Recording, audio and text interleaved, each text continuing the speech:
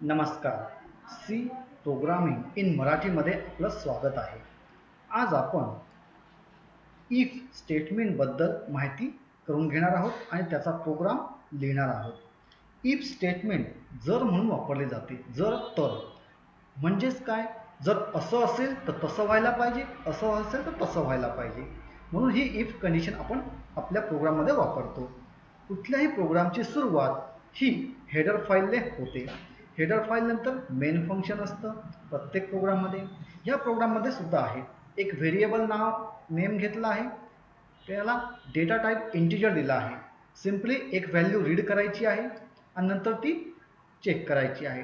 हा प्रोग्राम आपला एखादी नंबर इवन आहे का नाही एवढं बघेल. इवन असताना आपल्याला माहितीच असेल की भागाकार हा आला जरी तरी त्याची बाकी ही शून्य यायला हवी. ज्याची बाकी शून्य आली तो नंबर असतो इवन, ज्याची बाकी 1 आली तो नंबर असतो ऑड. हाच फॉर्म्युला, हाच सूत्र इफ स्टेटमेंटमध्ये कंडिशन म्हणून आपण वापरला आहे. आपण आपला प्रोग्राम बघितला आहे. मेन फंक्शन झालेलं आहे. एक डेटा टाईप घेतला आहे नंबर नावाचा, ज्याला सुरुवातीला व्हॅल्यू 0 असाइन करून टाकली आहे, म्हणजे तो बाय डिफॉल्ट कुठली व्हॅल्यू घेणार नाही आहे. त्यानंतर प्रिंटएफ स्टेटमेंट घेतलं आहे नंबर एंटर करण्यासाठी. त्यानंतर रीड करण्यासाठी स्कॅनएफ स्टेटमेंट घेतलं आहे.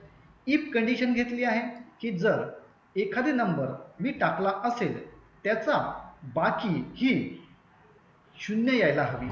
जेव्हा ती शून्य येईल तेव्हाच तो नंबर इवन म्हणून म्हटला जाईल. आपण फक्त इफ स्टेटमेंटबद्दल विचार करणार आहोत. आता हा प्रोग्राम मी रन करत आहे.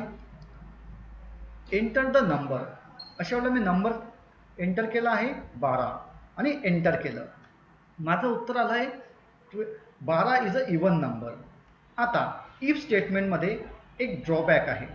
इथे मी एखादी गोष्ट पॉझिटिव्ह दर्शवली आहे, पण कुठलीही गोष्ट पॉझिटिव्ह सुद्धा असते, निगेटिव्ह सुद्धा असते. म्हणजे सकारात्मक पण असते आणि नकारात्मक सुद्धा असते. जेव्हा मी या गोष्टीचा विचार करेल तेव्हा काय करणार? जर मी 12च्या ऐवजी दुसरा नंबर टाकला तर काय होईल? फक्त इफ स्टेटमेंटमध्ये आपण पुन्हा हा प्रोग्राम रन करून बघूया.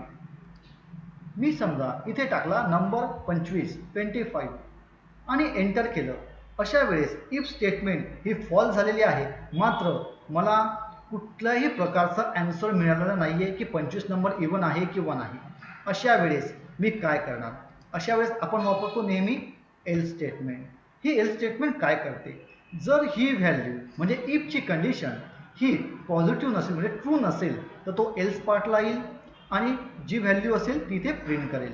म्हणजेच कंडिशन वापरताना जर ही कंडिशन ट्रू नसेल तर ही व्हॅल्यू आपोआप तरला निगेटिव्हमध्ये म्हणजे नकारात्मकमध्ये येऊन जाणार. पुन्हा आपण आपला प्रोग्राम रन करून बघूया.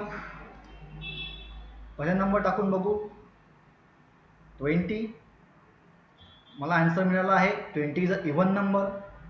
पुन्हा रन करून बघतो. एखादे ऑड नंबर टाकतो. मी टाकला 25 म्हणजे 25 आणि एंटर केलं आहे. बघा, एल्स स्टेटमेंट टाकल्यामुळे मला 25 हा ऑड नंबर आहे असा मेसेज डिस्प्ले झाला आहे. म्हणून कधीही प्रोग्रामिंग करताना इफ सोबत एल्स हा असलाच पाहिजे. आपण हे कितीही वेळा करू शकतो.